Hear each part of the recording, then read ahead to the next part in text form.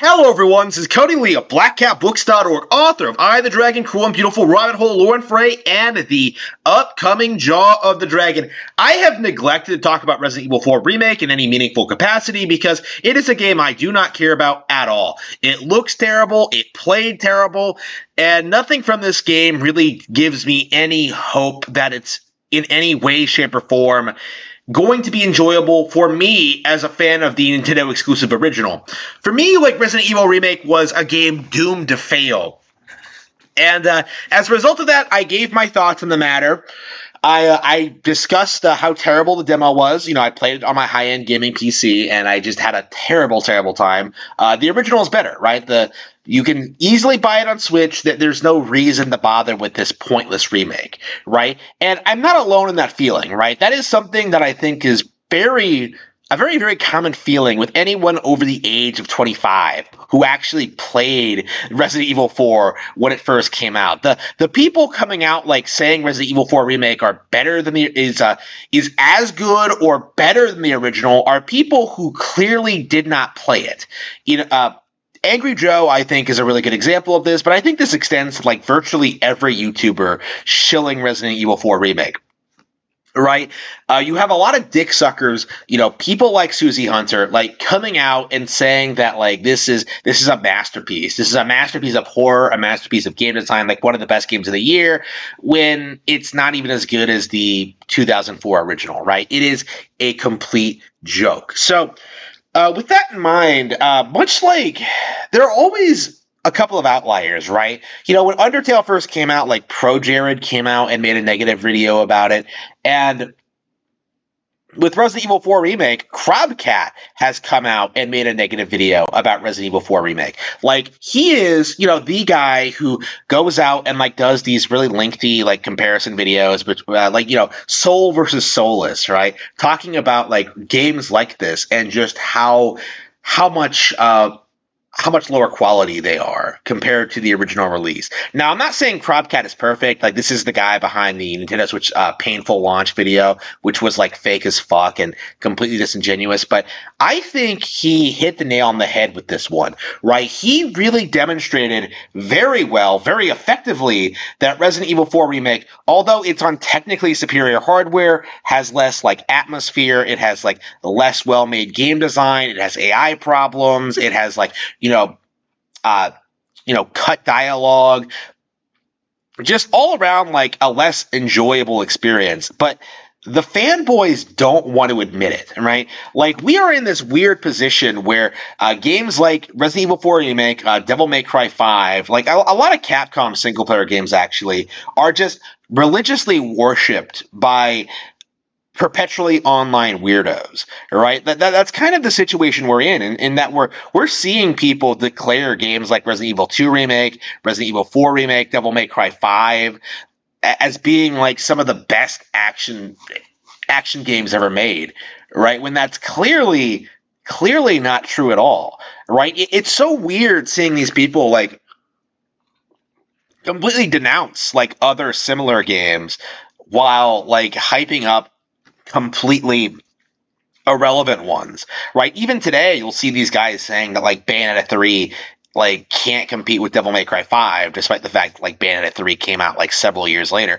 Like, it realistically, the audience for Devil May Cry 5 and Bayonetta should overlap a lot, but when it comes to like the religious Capcom cultists, right? Like, only everything new they put out is like gold. Capcom is like in a new golden age period, according to these people, but it simply isn't true. Like, what we're seeing now is there is very real backlash to people like Crowbcat who are putting out really good videos, like explaining that yes, Resident Evil 4 Remake is a terrible game. Yes, it is lesser than the original. Yes, Capcom did screw it up. Yes, this remake did not need to exist. This was a terrible idea to begin with, and people like me were saying this from the very moment that people started talking about RE4 Remake with the release of Resident Evil 2 Remake.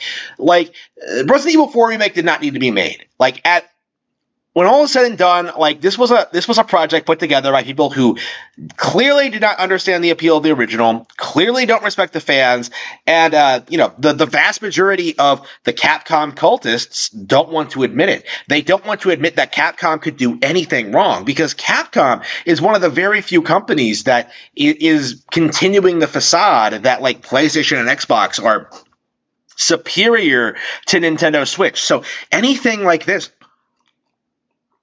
what usually happens when people talk about Resident Evil 4 Remake, like talk about these problems, is that they just get written off as like Nintendo fanboys. Oh, you're just salty that it's not a Nintendo. No, like I said, I played the demo on PC. I was perfectly open to buying it if it was good. But like, much like Hogwarts Legacy, once I actually got my hands on the game and actually experienced it, like the problems became evident like immediately.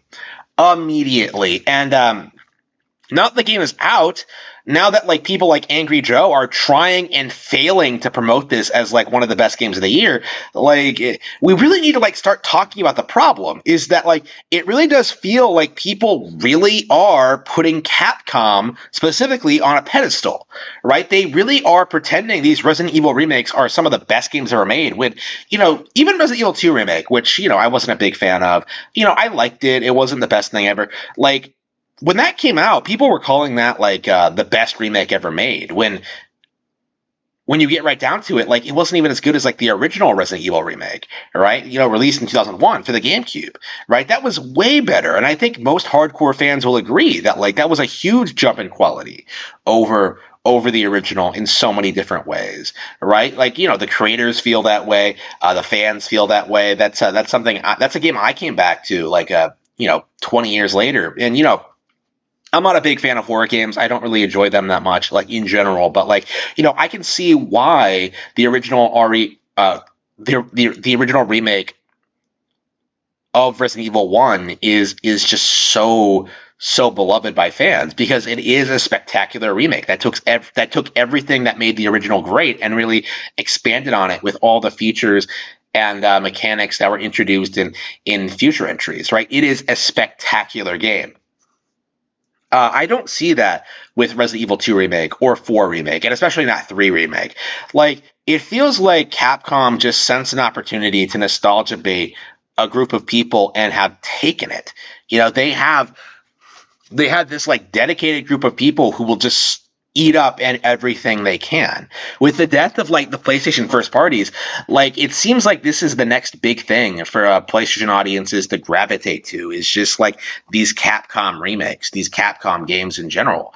Like, I feel like we're going to see this happen again with Dragon's Dogma, where people pretend it's like on par with Breath of the Wild or like, one of the best action RPGs ever made.